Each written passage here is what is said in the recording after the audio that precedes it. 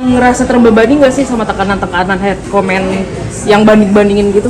Awal-awal ya, tapi makin ke sini sih udah ngelewatin fase itu mungkin ya, karena tuh dengan sound yang kekinian seperti apa, walaupun sebenarnya era musiknya berputar aja, yang sekarang teman-teman bilang modern, padahal mungkin sudah di tahun 80 70-an juga udah pernah duluan. Jadi genrenya selera musik soundnya juga berputar di situ-situ aja sebetulnya. Tapi kalau misalnya mau bikin lagu mellow, ya mungkin aja. Tapi mungkin yang sekarang yang mau rilis sih nggak mellow banget sih.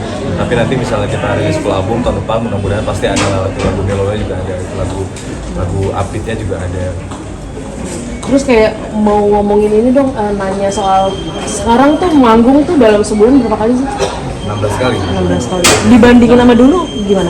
Kalau dulu tuh bisa banyak sekali. Banyak sekarang.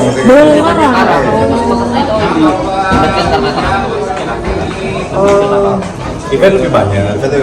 Karena mungkin kemarin kan pas pandemi 2,5 tahun industri musik Indonesia, industri pertunjukan tuh berhenti total kan.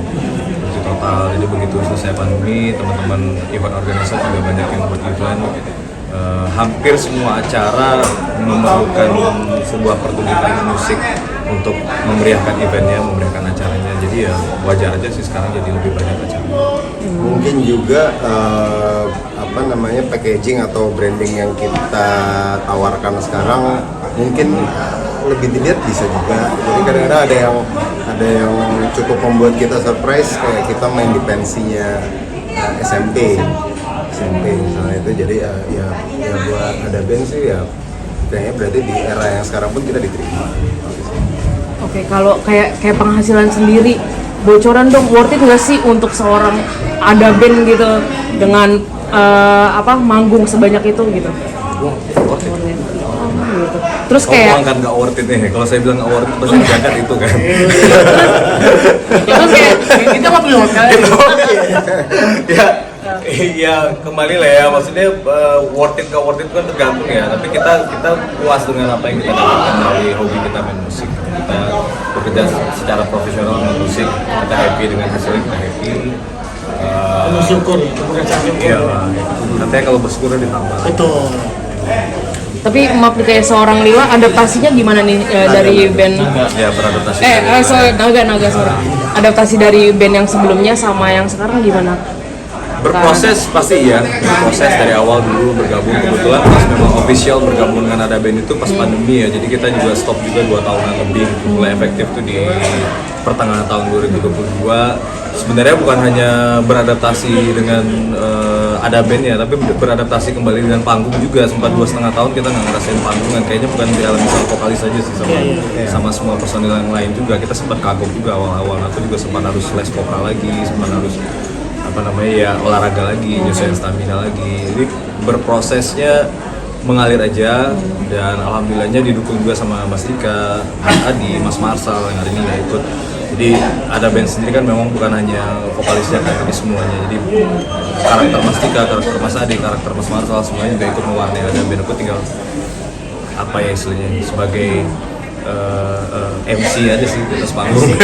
MC mempresent mereka. Oke. Terus kayak maaf ya Mas Naga, kayak dibandingin nggak sih sama vokalis? Pasti. Bandingin pasti lah, sampai sekarang juga Mas. Oh, ada head comment nggak? Banyak. Tapi justru juga banyak. Tapi itu justru karena bikin Ada Band dikenal lagi, dan tadi efeknya makin banyak ya. Itu sih karena sosok Mas Naga lebih fresh, bukan membandingkan sih. Membandingkan. Enggak. Ya masing-masing punya karakter sendiri. Kalau misalnya membandingkan pasti ada, karena kan namanya sosok itu pasti punya penggemarnya sendiri-sendiri. Doni vokalis pas sebelum aku masuk juga punya karakter sendiri, secara personal dia punya karakter sendiri. Nah aku juga, Naga juga punya karakter dan personal sendiri. Jadi yang menyukai yang sebelumnya mungkin nggak bisa kita paksa juga harus menyukai yang sekarang. Tapi yang mencintai kita yang sekarang juga kita juga senang banget, karena kita memang tujuannya dalam bermusik membuat sebuah pertunjukan yang asik, yang seru. Kalau misalnya ada teman-teman yang lama kemudian tertarik kembali untuk mungkin kita juga senang banget. Kalau enggak pun ya kita nggak bisa paksain, kita hanya natural aja berjalan semuanya, bikin lagu, aransemen lagu, bikin visual yang bagus di konsep, bikin lighting yang bagus, bikin arrangement yang bagus ya itu aja. Yang untuk dari konsep itu balik lagi ke karakter gitu mas. Dari ADB sendiri itu apakah tetap stay dengan karakternya atau mungkin ada merombak gitu untuk lagu saat ini hingga ke depannya nanti untuk merilis sebuah album atau musik atau lagu gimana? Beradaptasi ya, Iya, pasti ya. musik itu kan beradaptasi ya. Kita nggak mungkin bisa memakai formula yang lama. Karena kalau misalkan, ya ibarat kayak fashion ya, kalau kita nggak ngikutin zaman juga pasti nggak akan jadi Nah, Mas Dika pakai celana gini. Iya. Dan lu pakai skinny juga gitu. Iya.